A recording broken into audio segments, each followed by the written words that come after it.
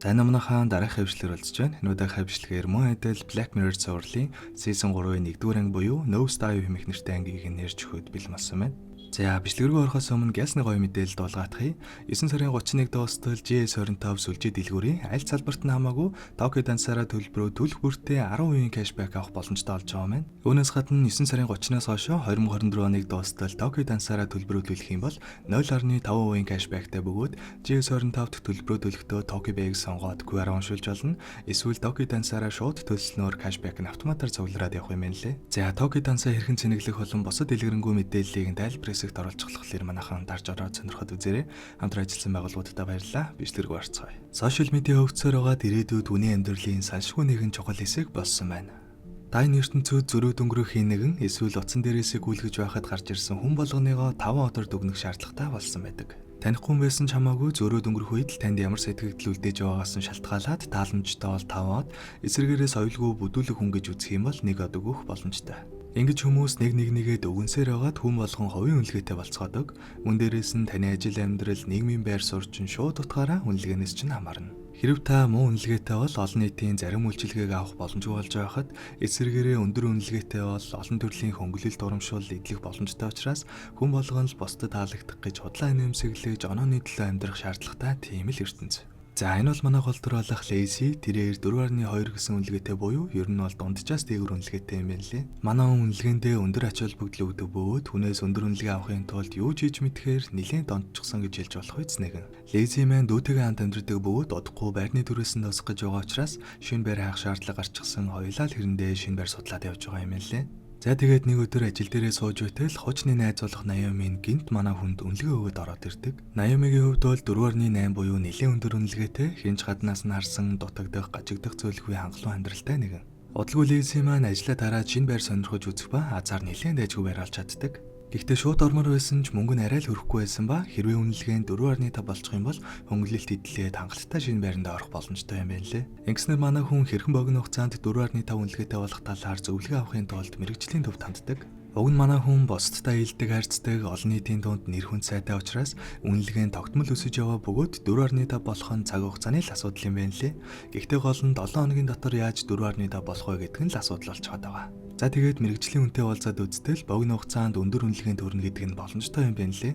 Гэхдээ үнэлгээгээ огцон өндөр болгохын тулд өөрөөсөө өндөр буюу 4.5-аас дээш үнэлгээтэй үнээс 5 цуглуулж чадах юм бол дорхны үнэлгээнд дээшлэх боломжтой гэдгийг олж мэддэг. Манай хүний эргэн тойронд яг өөртөө төстэй эсвэл доошин үнэлгээтэй хүмүүс байгаа бөгөөд тэдний үнэлгээ нь лезигийн үнэлгээнд зүртэй нөлөөлж чадахгүй юм байна лээ. Энгийнээр хэлбэл бага үнэлгээтэй үнэ өгсөн 5-аад чамд зүртэй нөлөөлж чадахгүй бол эсвэргээрээ өндөр үнэлгээтэй үнэ өгсөн 5-аад чамд сайн буст болж чадна л гэсэн үг. За тэгээд манай хүн яах вэ гэж бодож байгаад багада тоглож байсан тоглоомныхоо зургийг аваад постолчихдаг. Санаа нь бол Наомигийн зургийг харуул сэтгэл нь хөдлөөд манай хүнтэй холбогдож магадгүй.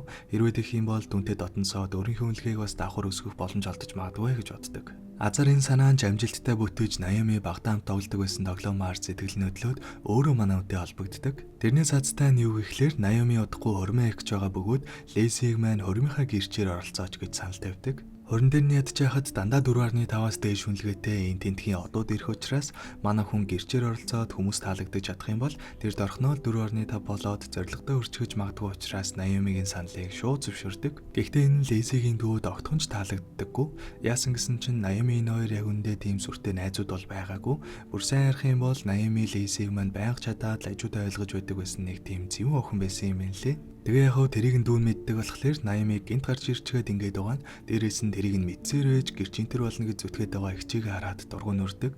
Хамгийн гол нь үнэлгээний төлөө ингэж үхэн хатан зүтгэж байгаа нь бүр огт таалагддаггүй. За ингээд өдөр хоногуд өнгөрсөөр удалгүй хормын өдөрч болох бөгөөд хэдийгээр дүүн эсэргүүцсээрсэн ч манай хүнийг яаж зогсоож чадах вүлээ дээ. За тэгээд яг явахынхаа өмнө нэлээд ширүү маргалдаж аваад нэгэндээ нэг од өгөлцөөд салцгаадаг. Гэтэл яг гараад явж байгаа санамсаргүй нэг хүнтэй мөргөлдөж уурыг нь үргээд нэг од аваад үргэлжлүүлээ таксины жолоочийн хажууд хотлоо хэлбэртэй байхлаар нөгөө хүн дургуй нүрээд бас нэг од өгөөд ер нь л нэлээд бүтлгүй эхэлдэг. За тэгээ ямар тааж явсаар хагаад нисэг онгоцны буудалд иртэл манай хүний онгоц нь хоошлогдчихсан байдаг. Өөр арга чарга юу байна гэд гуйж байтал яг манай хүний явах гэж байгаа газар руу өөр нэг онгоцонд нэг суудл илүү гарах ба тэрэнд нь суучхыг итэл нөгөө хүн 4.2-оос дээш үнэлгээтэй хүмүүс суух боломжтой гэсэн шалгууртай байдаг. Ашгүй би чинь 4.2 шүү тэгээд суух гэтэл манай хүний үнэлгээ нь 4.1 болчихсон байх нь тэр. Яагаад ингэж хөө гэсэн чинь гэрээсээ гараад онгоцны буудалд иртлээ нийтдээ 3 хүнээс нэг удаа авснаас болоод үнэлгээ нь ингээд унчихсан байдаг. За тэгээд өөр ямар ч аргагүй болсон Леси маань хуримнасаа озрох гэдсэн болохоор эхлээд гуйжныг үзээд бүр болохгүй болохоор нь сүулдэ биеэр чадлагаа ууралснаас болоод хамгаалагчтай төөгдөх дээрээ толдог. Гэхдээ зүгээр ч нэг хөөчихгүй олон нийтийн газарт анхаарснаас болоод 24 цагийн хугацаанд 400 оноог нэг бүхлээр буруулад энэ хооронд авсан бага үнэлгээ олгоно нь даблдэр тооцогдох шийтгэлээр шийдгээд гаргадаг. За ингээд онгоцоор явах боломжгүй болсон учраас машин түрээслээд явахаар шийддэг ба 4 хугацаанд ч гэсэн 3 үнэлгээтэй болсон учраас манай хүнд нэлээд дээр үеийн хуучин загварын машин л түрээслэх боломж олддог. Угаасаа өөр аргагүй байсан учраас нөгөө машиныг түрээслээ зааш явж байтал машиныхын цэнэгэн дуусаа цэнэглэг гэдэл хуучин цагуур учраас таарах цэнэглэгчтэй газар ерөөсөө олддоггүй. За тэгээд аргагүй ирэхэнд машинаа орхиод замын ундаанд дайгтаад явъя гэж бодсон ч 2.8 үнэлгээтэй болтлоо онцгсон учраас манай хүний хинч тоохгүй байсараад эцэст нь 1.4 үнэлгээтэй нэг ихч манай хүнийг аваад явдаг. За тэгээ замдаа ихчтэй жаал буу халаад үзтэл уг нь өмнө нь 4.5 үнэлгээ энтертэй нөхөртөөгөө дутуу цуйлгүй сайхан амьдарч байсан юм байна лээ. Гэтэл харамсалтай нэг өдөр нөхөр нь хүнд өвчин тусаад яаралтай эмчлүүлэх гэтэл нөхрийнх нь урдуур арай өндөр үнэлгээтэй орж эмчлүүлээд нөхөр нь өөд болчихсон байдаг. За яг тэр мөчөд ихч дэсэлгүй хамаагүй урвхэмтлээ гаргаад тэр нь баг зөөж хүний өмнө жүжиглэж амьдрах шаардлагагүй сайхан байсан болохоор тэр мөчөөс хойш эрх дураараа чөлөөтэй амьдарч ирсэн юм байна лээ. За тэгээд манай хоёр ч нэлээд явсаар байгаад ихч зам салах хэрэгтэй болж таарад Леси маань өргөлжлүүлээд өөр машин олох шаардлагатай болдог. Яг вэ гэдвэж байтал яг манай хүний очих газарт нь болох тоглолтод оролцохоор явж буй залуучуудтай тааралдаад нөгөө хэдтэй адилхан сонирхолтой яг тэр газар руу нь явж байгаа гэж худлаа хэлээд дагдахаар болдог. Эцэст нэг юм хоримдоо амжиж очихоор боллоо гэж бодтол Наоми залгаад ирэх хэрэггүй гэж хэлдэг. Яасан гэсэн чинь манай хүний үнэлгээ нь 2.8 болчихсон болохоор одоо чамтай харьцах шаардлагагүй 4.2 байсан болохоор л чамаар гэржээ хэлгэж жоохон шоудах гэж байсан. Гэхдээ одоо бол арай дэнтнэ чи яасан ч ирж болохгүй шүү гэж хэлээд тасалчихдаг. Багынхаа явдалд гимшээ цайн айцаагаа урьж байгаа юм байх гэсэн чинь яг үндэ үнэлгээг нь хараад л манай хүнийг өрсөн байж таардаг. Ядчих хажуугаар нь тоглолт руу явж байгаа залуучууд нөгөө шоуныхаа талаар осоогоо тахлаар нь сүлдээ дизэлгүй удлаа хэлсэн гэдгээ хэлээ төвөгчдөг. За ингээд бүр хамаг юм бүтлгүүтэж байтал эхэнд таардаг ихт зөвхөнд нь виски ичгсэн байсныг олж хараад сэтгэлээр унсан үе яах вэ? Нөгөө хүс нууж аваад заавалчгүй хором дээр очиж гэрчээ хийдгэрээ эндэ гэж шийдээд цааш явахаар болдог.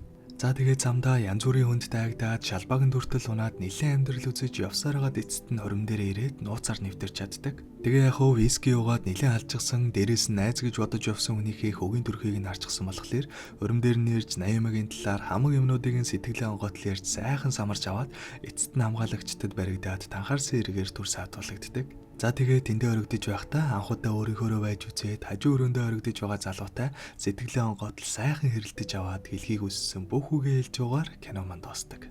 Жаахан хэтрүүлэгтэй л болохоос бараг л одоогийн нэмийг харуулсан нэг юм кино байна. За тэгээд эцэст нь бичлэгэнд таалагдсан бол дараагийн өнөөдөр дараарай. Дараах хөвшлэр олцлаа. Түр баяртай.